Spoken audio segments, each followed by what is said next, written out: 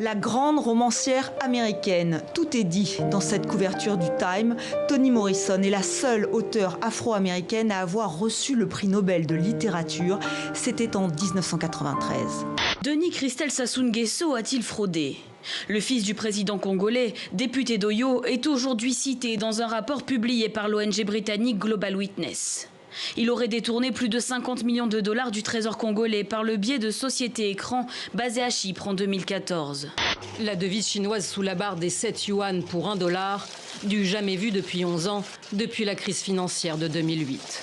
Wall Street s'affole et Donald Trump sort de ses gonds. Washington accuse Pékin de concurrence déloyale, des accusations rejetées par la Banque centrale de Chine. Dans un hémicycle en ébullition, la Chambre haute du Parlement vote pour révoquer l'article 370 de la Constitution indienne. Amit Shah, ministre de l'Intérieur et bras droit de Narendra Modi, a été la voix de ce coup de force en annonçant la fin de l'autonomie constitutionnelle de l'État du Jammu et Cachemire. Une justice qui se veut davantage réparatrice, une justice de reconnaissance. Vraiment, là, on donne la voix aux victimes, on leur qui pour la première fois en fait reçoivent la confirmation en des termes juridiques et non uniquement idéologiques que des crimes ont été commis à leur encontre, ce qui bien sûr a une valeur particulière pour elles, même si c'est particulier, c'est avant tout symbolique. Avoir 20 ans à Bruxelles, déjà, c'est avoir beaucoup d'histoire.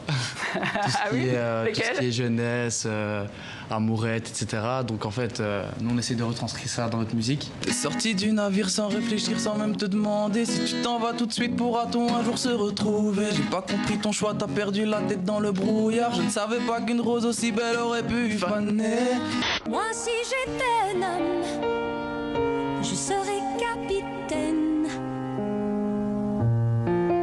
d'un bateau vert et blanc. C'est une chanson engagée alors? Engagée, oui et non, engagée pour l'amour, mais pas si féministe que ça finalement. Parce que moi, ce que je disais à un homme, c'est à cause de tous ces codes, je peux pas t'envoyer des fleurs, je peux pas t'inviter au restaurant parce que tu vas te sentir émasculée.